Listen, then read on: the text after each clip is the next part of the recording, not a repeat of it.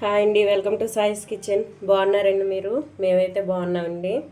ఇప్పుడైతే ఇవ్వండి ఇడ్లీ పిండి మిగిలి ఉంటే దీంతో అయితే పుట్టుకలు చేసుకోవచ్చండి. ఇక నాకైతే ఒక కప్పుతో ఇడ్లీ పిండి మిగిలిందండి ఇడ్లీ చేయగా. ఇదైతే పుల్లటిది తీసుకోవాలండి, పుల్లటి ఇడ్లీ పిండి తీసుకోవాలి. ఇవ్వండి ఒక కప్పు అయితే ఇడ్లీ పిండి తీసుకుంటాను. పల్చటది కాకుండా కొంచెం చిక్కగా ఉండేటట్టు చూసుకోండి. ఇవన్నీ నేనైతే ఒక కప్పుతో తీసుకున్నానండి. పుల్లగా ఉన్నది, బాగా పులవ పెట్టాలండి ఇది. దీంట్లోనే ఒక కప్పు వరకు ఆనియన్స్ అండి, ఉల్లిపాయ ముక్కలు. ఇందులోనే ఒక 3 వరకు పచ్చిమిర్చి అండి, చిన్న సైజు.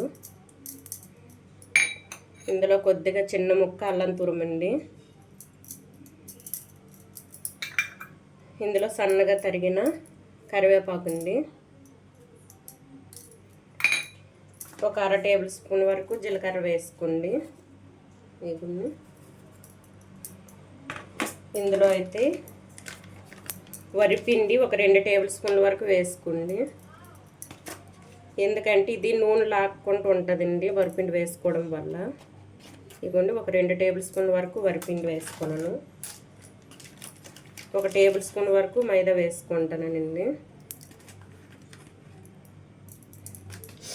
కొద్దిగా టేస్ట్కి సరిపడా సాల్ట్ వేసుకోండి.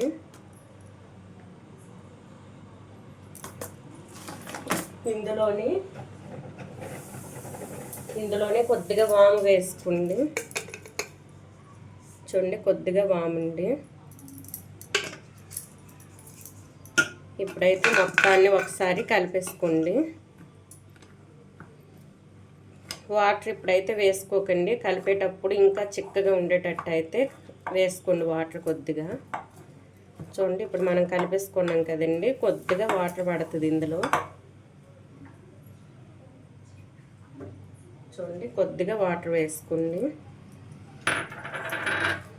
మనకి పునుగులు వేయడానికి ఏ విధంగా వస్తాయో పునుగులు అదే విధంగా వేసుకోవాలండి. మరీ పుర్రుగా చేసుకోకండి, పల్చగా. చూడండి, ఇంకొద్దిగా వాటర్ వేసుకోవాలండి. చూడండి, ఇంతే అండి, వాటర్ అయితే సరిపోతాయి. ఈ మంచిగా మొత్తం అంతా కలిసేటట్టు కలిపేసుకోవాలి.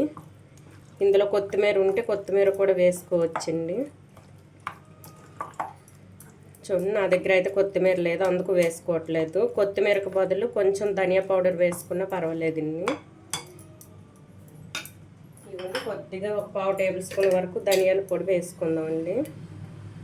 చూడండి, ఇంతే. ఇప్పుడైతే మొత్తం ఒకసారి కలిపేసుకొని వేసుకోవడానికి రెడీ చేసుకుందామండి. చూడండి, ఈ విధంగా ఉండాలండి.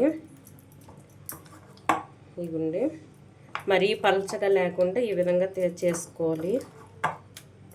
ఇప్పుడైతే ఇది పక్కన పెట్టేసుకొని ఆయిల్ వేడి చేసుకొనండి ఆల్రెడీ. ఇప్పుడైతే వేయడం స్టార్ట్ చేద్దాం. మీ దగ్గర ఇగుండి వంట సోడా కనుక ఉంటే ఒక 1/2 టేబుల్ స్పూన్ వరకు వంట సోడా వేసుకోండి. ఇది మొత్తం ఒకసారి కలిపేసుకుందామండి. చూడండి, ఈ విధంగా కలిపేసుకొని ఇప్పుడు పునుగులు వేసుకుందామండి. ఇగుండి ఈ విధంగా ఉండాలి వేసేటప్పుడు. చూడండి, మనకు వేసేటప్పుడు ఈ విధంగా రావాలి, మరీ పలచగా చేయకండి. ఈ విధంగా ఉండేటట్టు చూసుకోండి.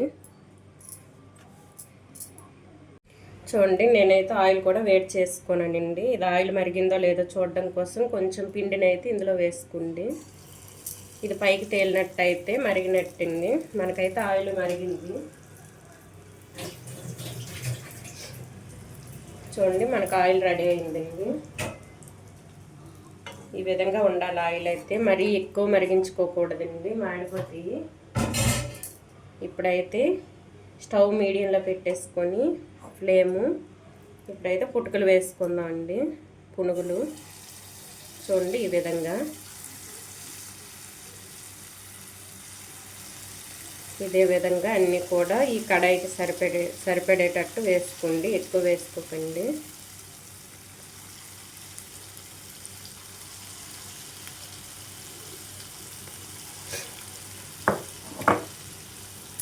ఇగోండి ఈ విధంగా అయితే వేసుకోవాలండి. ఇప్పుడైతే ఫ్లేమ్ పూర్తిగా సగంలోనే ఉండాలండి. ఎప్పుడు కూడా మీడియంలో పెట్టేసుకోండి.